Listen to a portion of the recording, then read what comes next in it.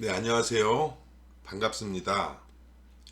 저는 본 방송 천국 비밀 채널 유튜버입니다.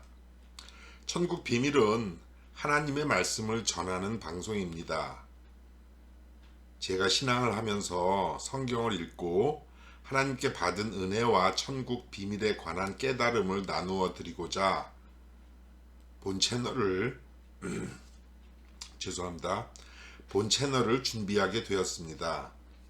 신앙인들은 물론이고 성경에 관해 알고 싶은 분들은 누구나 참여하실 수 있으니 많은 관심과 성원 부탁드리오며, 본 채널을 통하여 은혜 충만히 받으시고 하나님의 뜻을 분별하여 그 뜻대로 해드리는 하나님의 귀한 자녀로 거듭나시기를 간절히 소원합니다. 네, 그럼 오늘은 2강입니다. 시작합니다. 2강 사도행전. 사도행전을 누가 썼나요? 네, 지금 이 질문 속에 답이 있죠. 네, 누가가 썼습니다. 사도행전은. 그런데요, 수도 없이 읽었지만 이제서야 알게 되었습니다. 너무나 어둡고 미련해서 사도행전 속의 사도 바울의 일대기가 AD 62년쯤 마무리되는 것을 누가가 그로부터 대략 30년쯤 지나서 AD 약 90년에서 95년쯤에 썼다는 것에 관해서 말이죠. 자, 지난 시간에 마태복음 17장과 마가복음 9장에서 예수님이 성령체로 변화하신 사건에서, 그 변화산에서 주님이 그 성령체를 보며 또 음성을 듣는 제자들에게 이것을 아무에게도 이르지 말라고 하셔서 그 현장인 변화산에는 없었던 마태와 마가는 몰랐을 텐데, 이런 사건을요, 이것을 어떻게 복음서에 기록했는지에 관해서 나누었습니다. 그렇죠? 하나님께서 너희는 저의 말을 들어라고 명하신 그 하나님의 말씀에 이 베드로, 야고보, 요한 이 세 명의 제자가 순종했을 텐데요. 이렇게 순종했다는 것은 그 제자들의 생각이나 의지로 복음서를 쓴 것이 아니고 주님 사후에 수십 년이 지나 하나님께서 보여주신 환상을 통해서 쓴 것이기 때문에 성경은 분명 하나님께서 친히 쓰신 신의 글이라는 것을 우리들에게 증명하고 확인시켜 주시고자 하는 하나님의 사랑이 참으로 감사합니다. 그렇죠?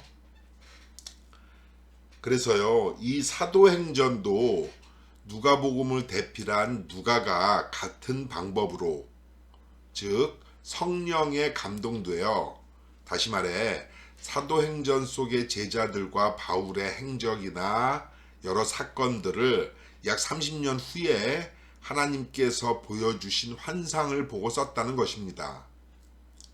서두에서 밝힌 바 많은 신학자와 목회자들이 사도행전의 마지막 사건은 주후 62년경 끝나는데 이것을 쓴 것은 약 30년이 지나서였다는 것에 관한 의문을 제가 오랫동안 신앙을 하면서 예수님께 여쭈어 왔습니다.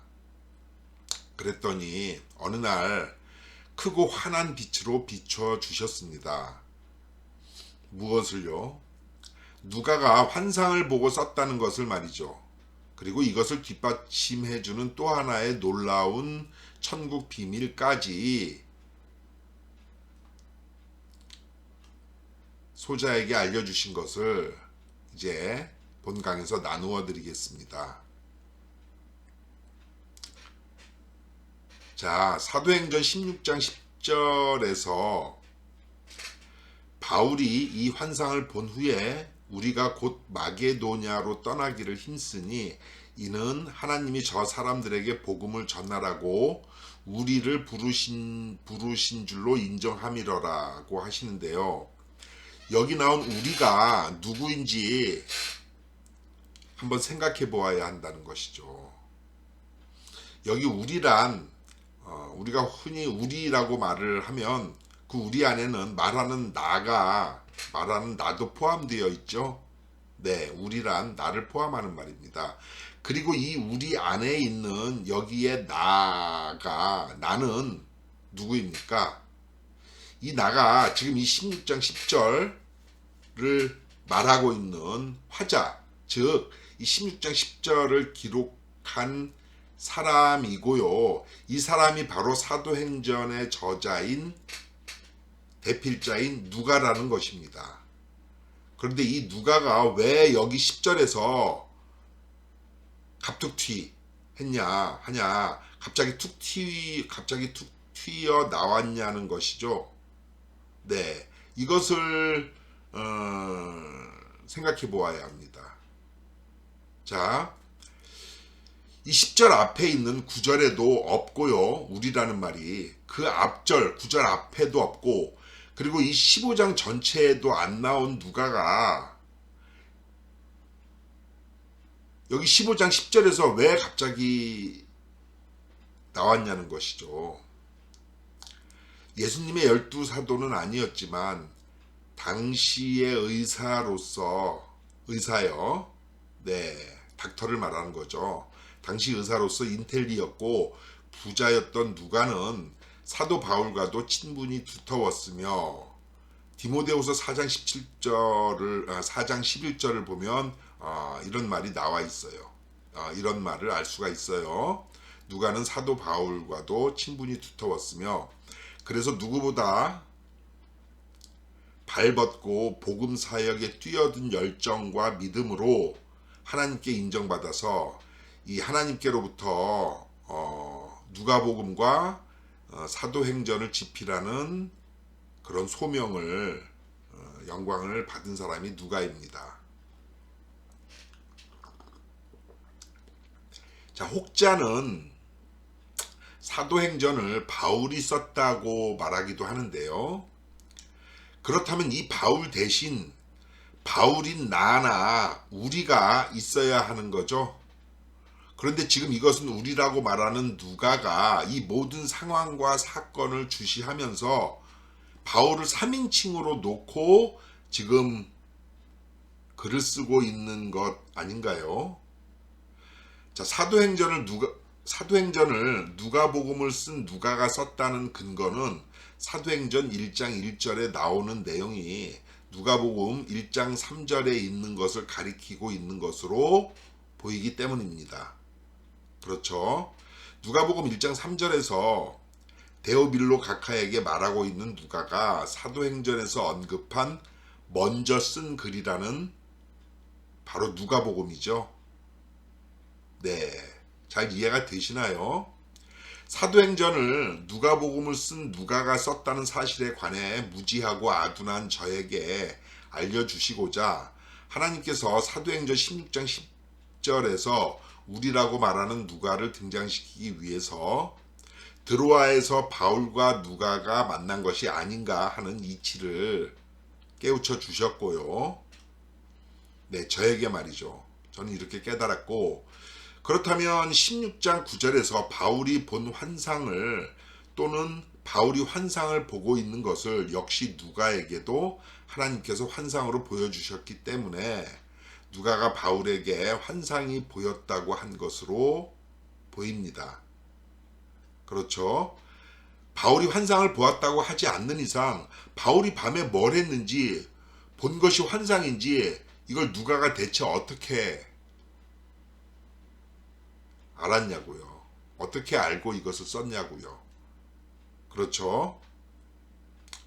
마게도냐 사람이 마게도냐로 건너와서 도와달라는 내용의 환상을 보려면 누가도 바울과 같이 환상 안으로 들어가야겠죠?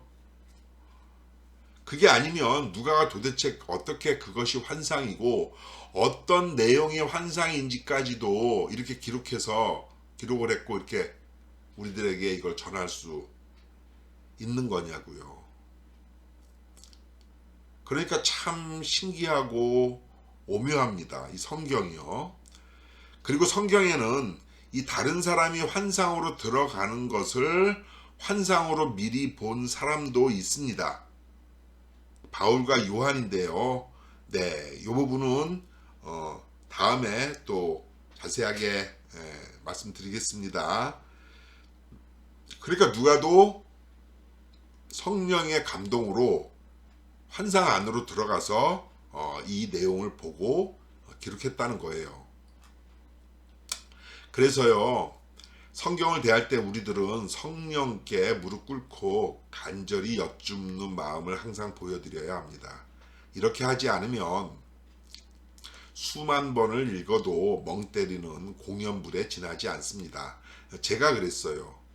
그냥 아무 생각 없이 그냥 계속 읽었는데, 그래도 아무 생각 없이 계속 읽는 그런 정성과 믿음을, 의지를 보시고 어느 순간부터 이제 성령께서 하나둘씩 이제 이 말씀을 깨닫게 해주시고 열어주신 거죠. 네, 영안을 열어주신 겁니다. 자, 하나님의 깊은 것을 통달하시는 성령이 고전 2장 10절에 나와 있죠.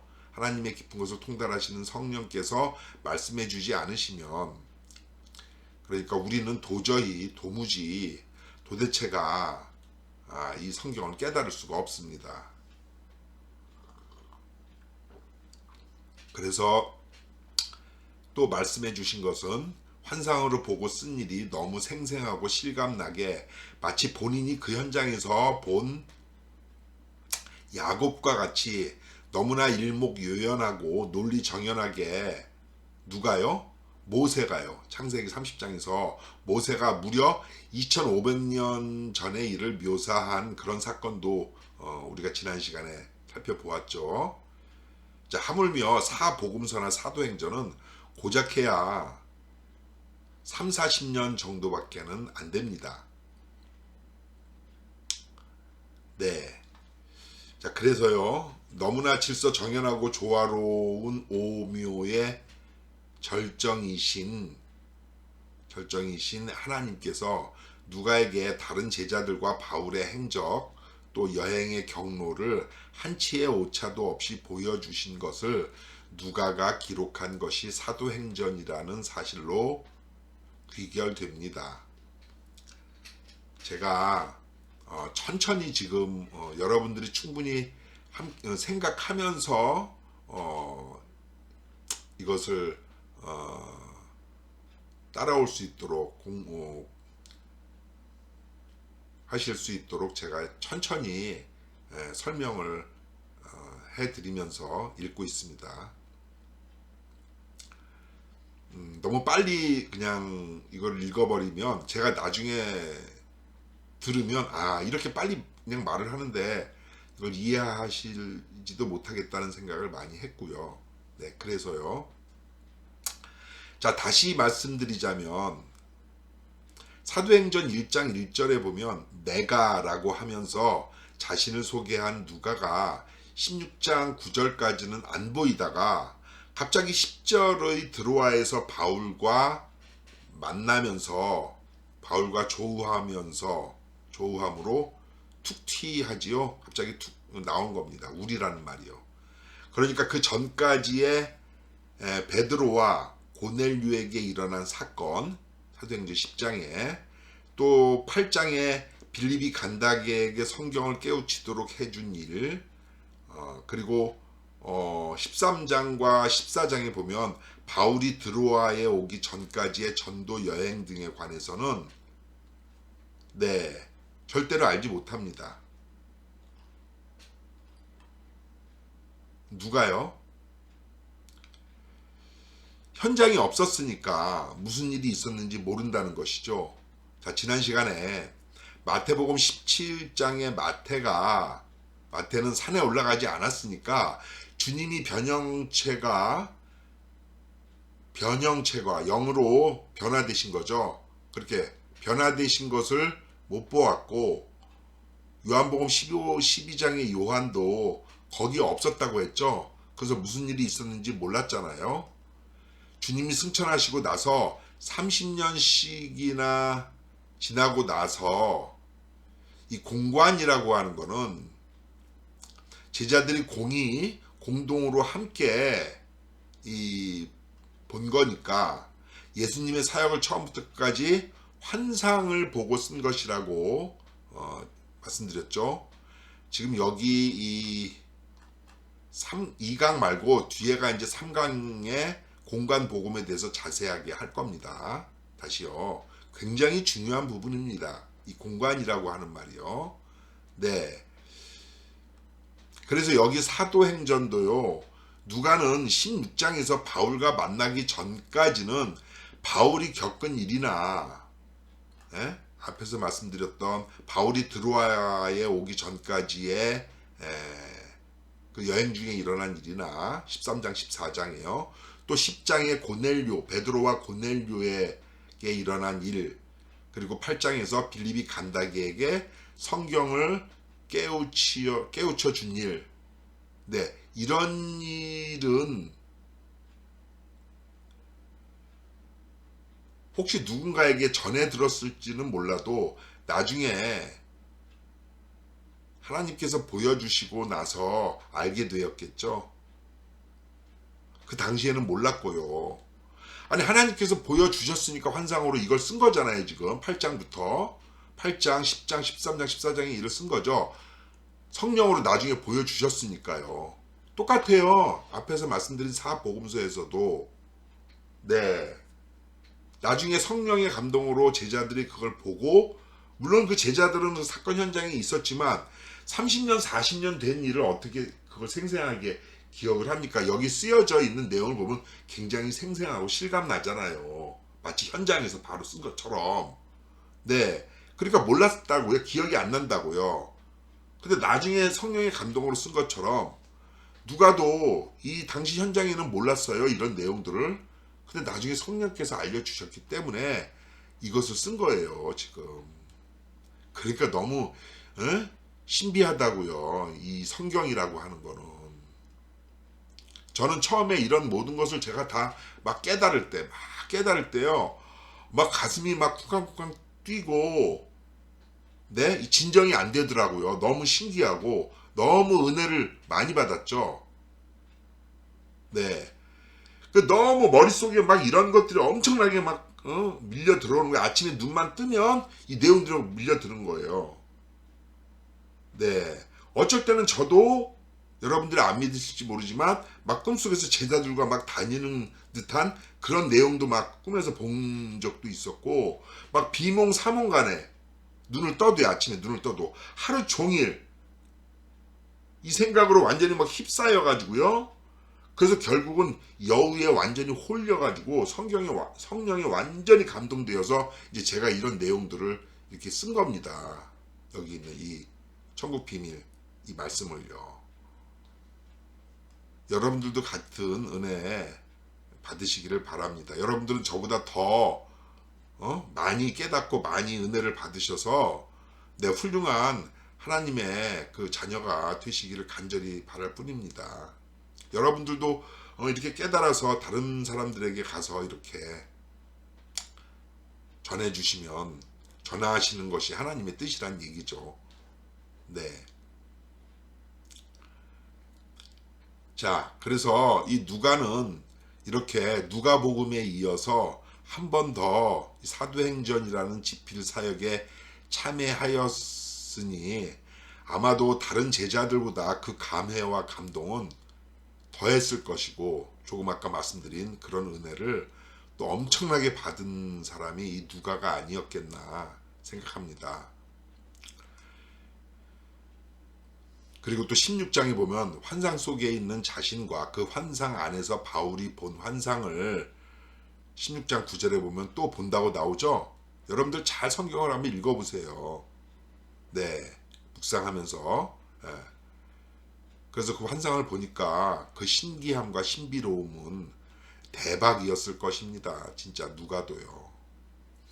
자, 한번 생각해 봅시다. 처음부터 바울과 함께 현장에서 일어난 사건들을 옆에서 직접 보고 썼다면, 그 당시의 현장에서요. 네, 직접 보고 썼다면, 그래서 사람이 쓴 것이라고 밝혀지면 아마도요. 그건 사람이 쓴 거겠죠. 사람이 눈으로 보고. 예. 그렇게 밝혀지면 후대 사람들이 아마도 하나님을 더 믿지 않는 사람들은 더더욱 믿지 않을 테니까. 그래서 이것도 이렇게 하신 것도 이 성령의 감동이라는 것도 나중에 세월이 지나서요. 성령의 감동이라는 것도 하나님, 우리들을 향한 하나님의 뜻과 이 경륜, 구원 계획이 아닌가라는 생각이 듭니다. 그리고 여기 우리 안에 포함되어 있는 우리는 뒤에 사도행전 20장 5절에도 또 나옵니다. 20장부터 28장까지는 바울이 로마로 선교 가는 것, 로마로 전도를 하러 가는 것, 죄인의 신분으로 로마에 압송되어 가는 것으로 이 사도행전은 마무리됩니다. 사도행전 20장 1절에서부터 바울과 누가가 또 합류한 것으로 보이는 그런 대목이 나오죠. 그러니까 16장에 나왔다가 19장까지는 또 안 보입니다. 이렇게 보면요. 여러분들 성경을 펴놓고 한번 확인을 해보셔야 돼요. 안 보입니다. 그래서 바울과 계속 함께 있었지만 우리라고 하지 않고 그냥 바울에 관해서만 지켜보면서 이것을 성령에 감동되어서 이것을 쓴 것일 수도 있겠지만요. 20장부터 바울과 함께 있다가 바울을 포함한 죄인들과 배를 타고 이 누가도 로마로 함께 들어가는 그런 정황이 보인다는 얘기입니다. 누가도 죄인 중 한 사람이었는지는 모르겠지만 27장에 보면 바다에서 심한 풍랑으로 죽을 위기에 처하며 열 나흘 동안 먹지도 못하는 고난을 함께 겪다가 가까스로 살아남게 됩니다. 자, 여기서 누가에 관해서 저는 누가라고 하는 그 제자에 관해서 주목하게 되었고 은혜를 많이 받았습니다. 1강에서도 밝힌 바 12사도에는 들지 않았지만 하나님의 부르심에 기꺼이 그리고 당당히 순종함으로 바울과 함께 복음 사역에 뛰어들어 고난을 받다가 아마도 어린 마가와 함께 바울의 순교를 지켜보면서 끝까지 함께한 것으로 보이는데요.